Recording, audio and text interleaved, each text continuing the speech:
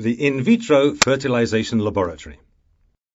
The in vitro fertilization laboratory is decisive in the success of any assisted reproduction program. Factors such as its location, the design of the laboratory, the equipment and the culture mediums are of vital importance when considering the strict requirements demanded in the manipulation of in vitro fertilized embryos. The laboratory is run by a highly trained team of specialists in reproductive biology. Let's see how. When the oocytes are introduced to the sperm. 1 day later, fertilization. 2 days later, first embryos. 3 days later, embryo development. Embryo quality. Assisted hatching.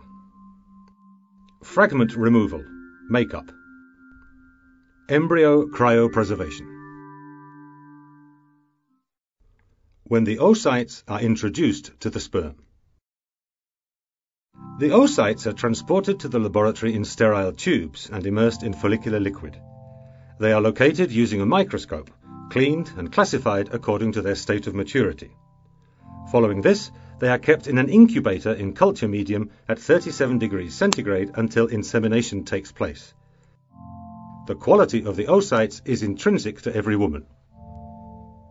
Oocyte fertilization may be performed using any of the following techniques.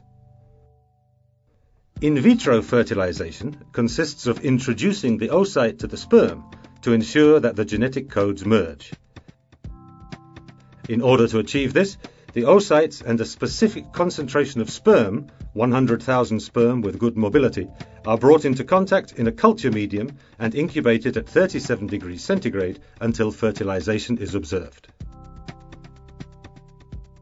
An intracytoplasmic sperm injection, or ICSI, consists of inserting a live sperm into the cytoplasm of the oocyte. At present, this particular technique is used regularly when attempting to ensure fertilization. 1 day later, fertilization. The inseminated oocytes are incubated for between 17 and 20 hours, by which time fertilization should have taken place. Should this be the case, the oocyte would show 2 pronuclei, 1 pronucleus for the male genetic code and 1 for the female. The first cycle in the in vitro fertilization process is also diagnostic, hence allowing us to evaluate each couple's fertility rate. Analysis may reveal low fertilization rates or even total fertilization failure. 2 days later, first embryos. The fertilized oocytes then initiate the first phase of cell division. As with people, no 2 embryos are alike. Each embryo has its own characteristics, and at this stage it may be divided into 2, 3, 4 or 5 cells. Furthermore, each embryo offers a different appearance, even within the same cycle. 3 days later, embryo development. On the 3rd day, the embryo should have duplicated the number of cells present on the 2nd. Embryo quality. Human embryos are characterized by the presence of embryo fragments, pieces of cytoplasm surrounded by a membrane that have been lost from the dividing cells and are located between them. This occurs during embryonic division and impedes further development as it inhibits the transferal of information from one cell to another. Embryos are considered to be of good morphology when 48 hours following oocyte fertilization they display 4 equal cells and reflect a fragmentation percentage inferior to 10 to 15%. A 3-day embryo of good morphology displays between 7 and 9 cells and reflects a low fragmentation percentage. In the Instituto Marques, we consider each embryo as a tiny patient, applying individualized techniques to increase your chance of implantation and pregnancy. Assisted hatching.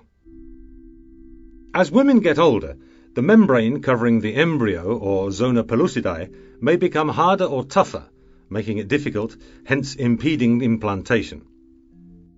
In order to facilitate this process, we perform what is known as assisted hatching, which consists of puncturing a small hole in the zona pellucidae. Fragment removal, makeup. Embryo makeup is one of the techniques used to eliminate cellular fragments that impede embryonic development. It consists of puncturing the embryonic membrane and aspirating the maximum amount of cellular debris. In this manner, we manage to change the appearance of the embryo and restore its pregnancy potential, hence its name.